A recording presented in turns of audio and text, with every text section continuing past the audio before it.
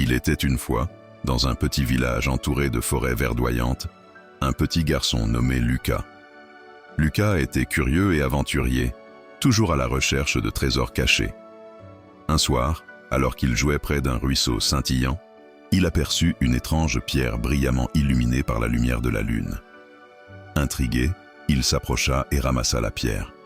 À cet instant, une étoile filante traversa le ciel et la pierre sembla vibrer dans sa main. Lucas ressentit alors une étrange énergie émanant de celle-ci. Il ne savait pas qu'il venait de déclencher une série d'événements extraordinaires. Dans le même village, vivait une fille nommée Clara. Clara était connue pour être très méchante. Elle se moquait des autres enfants et leur volait parfois leurs affaires. Un jour, alors qu'elle se promenait près du même ruisseau, elle vit Lucas avec sa pierre lumineuse.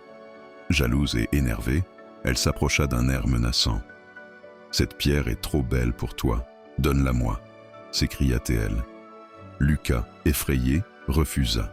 « C'est ma découverte, je ne te la donnerai pas » répliqua-t-il courageusement.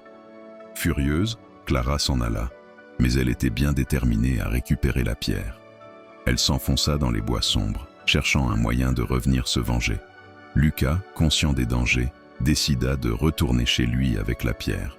Ce soir-là, alors qu'il s'endormait sous la lumière de la lune, il rêva d'un mystérieux spectre. Ce spectre, lumineux et bienveillant, se tenait devant lui. « Je suis le gardien de cette pierre », dit le fantôme d'une voix douce. « Elle a le pouvoir de protéger ceux qui ont un cœur pur. » Le lendemain, Clara, toujours obsédée par la pierre, concocta un plan. Elle décida d'effrayer Lucas en se déguisant en sorcière. Elle s'approcha de lui avec un rire maléfique, mais à ce moment précis, la pierre commença à briller intensément. Le fantôme apparut à nouveau, cette fois devant Clara. « N'aie pas peur, mais sache que la méchanceté ne t'apportera que solitude et désespoir. » Clara, pétrifiée par une peur inexplicable, hésita. Sa colère se transforma en confusion, puis en une lueur de compréhension. Elle réalisa qu'elle avait peur d'être seule et que sa méchanceté l'isolait. Lucas, voyant le changement dans l'expression de Clara, s'approcha lentement. « Tu sais, la pierre peut aussi symboliser l'amitié. Tu pourrais te joindre à moi et découvrir sa magie plutôt que d'essayer de me faire peur. » Clara, hésitante mais intriguée, accepta finalement. Ensemble, ils découvrirent comment la pierre avait le pouvoir de réaliser des petits miracles. Elle pouvait faire briller les fleurs, faire chanter les oiseaux, et même illuminer les nuits les plus sombres.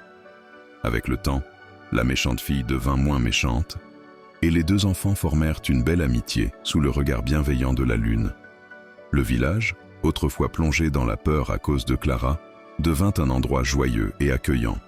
Ainsi, grâce à une pierre magique, la lumière de la lune et le courage d'un petit garçon, l'obscurité se transforma en amitié, et le fantôme devint le symbole de la rédemption.